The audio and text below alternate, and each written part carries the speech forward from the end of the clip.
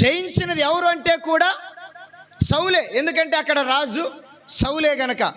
ఎంత యుద్ధము చేసినా, ఎంత కష్టపడినా పనివాడే. అయితే అక్కడున్న స్త్రీల నోట మాత్రము మొత్తానికి దావీదు పేరు కొంత మెరుటుగా వచ్చింది, కొంత గొప్పగా పలికింది.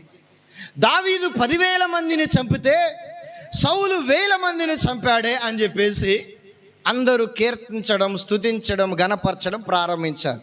అయితే అక్కడ ఆ మాట విన్నటువంటి సౌలుకి ఒక ఆలోచన, ఒక నిర్ణయం వచ్చింది. ఏంటి ఆ నిర్ణయం అంటే, ఎలాగైనా సరే దావీదుని హతమార్చాలి. దేవునికి స్తోత్రం.